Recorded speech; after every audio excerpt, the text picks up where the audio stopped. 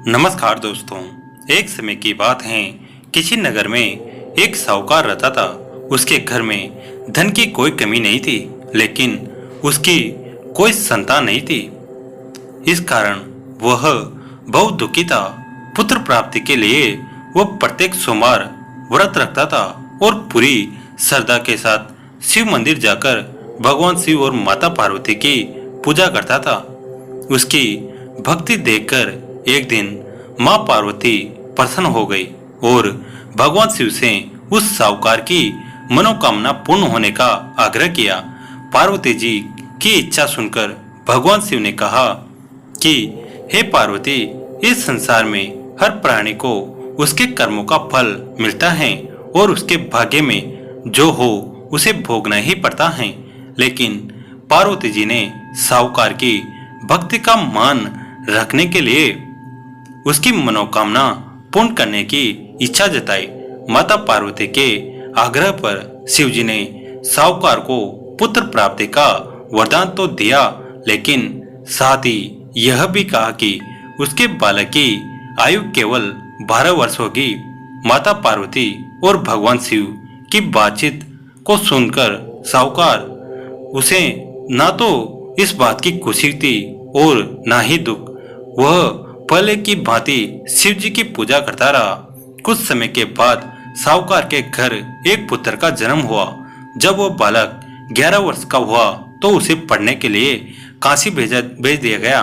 साहूकार ने पुत्र के मामा को बुलाकर उसे बहुत सारा धन दिया और कहा कि तुम इस बालक को काशी विद्या प्राप्ति के लिए ले जाओ और मार्ग में यज्ञ कराना। जहाँ भी यज्ञ कराओ वहाँ ब्राह्मणों को भोजन कराते और दक्षिणा देते हुए जाना। दोनों मामा भांजे इसी तरह यज्ञ कराते और ब्राह्मणों को दान दक्षिणा देते काशी की ओर चल पड़े। रात में एक नगर पड़ा जहाँ नगर के राजा की कन्या का विवाह था, लेकिन जिस राजकुमार से उसका विवाह होने वाला था वह एक आंख से काना था। राजकुमार के पिता ने अपने पुत्र के काना होने की बात को छुपाने के लिए एक चाल सोची। साहूकार के पुत्र को देखकर उसके मन में एक विचार आया। उसने सोचा कि क्यों न इस लड़के को दूल्हा बनाकर राजकुमारी से विवाह करा दूं।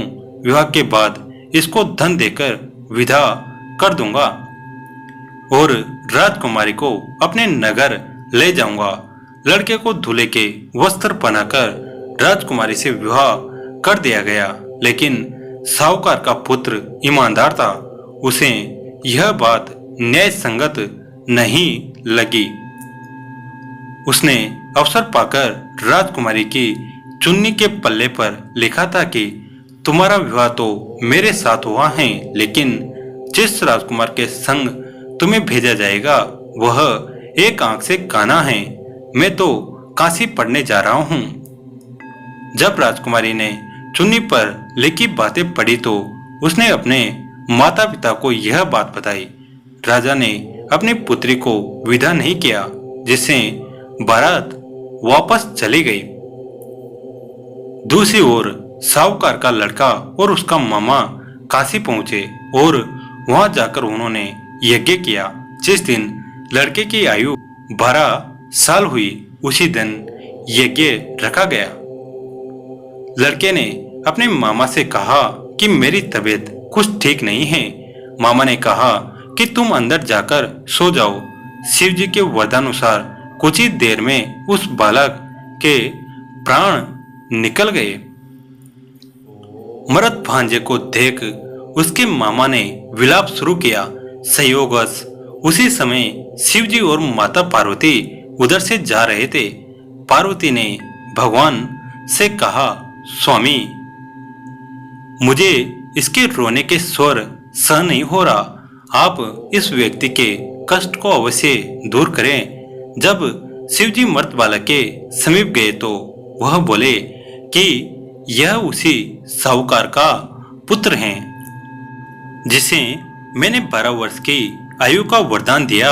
अब उसकी आयु पूरी हो चुकी है, लेकिन मातृभाव से विभोर माता पार्वती ने कहा कि हे महादेव, आप इस बालक को और आयु देने की कृपा करें, अन्यथा इसके वियोग में इसके माता पिता भी तड़प तड़प कर मर जाएंगे। माता पार्वती के आग्रह पर भगवान शिव ने उस लड़के को जीवित होने का वरदान दिया। शिव जी की कृपा से वह लड़का जीवित हो गया। शिक्षा समाप्त करके लड़का मामा के साथ अपने नगर की ओर चल दिया। दोनों चलते हुए उसी नगर में पहुंचे जहां उसका विवाह हुआ था। उस नगर में भी उन्होंने यज्ञ का आयोजन किया।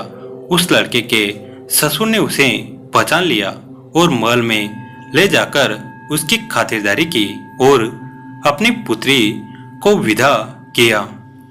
इधर साहूकार और उसकी पत्नी भूखे प्यासे रहकर बेटे की प्रतीक्षा कर रहे थे। उन्होंने प्रण कर रखा था कि यदि उन्हें अपने बेटे की मृत्यु का समाचार मिला तो वह भी प्राण त्याग देंगे, परंतु अपने बेटे के जीवित होने का समाचार पाकर वह बेहद प्रसन्न हुए। उसी रात भगवान शिव ने व्यापारी के स्वप्न में आकर कहा, हे श्रेष्ठी, मैंने तेरे सोमवार के व्रत करने और व्रत कथा सुनने से प्रसन्न होकर तेरे पुत्र को लंबी आयु प्रदान की है।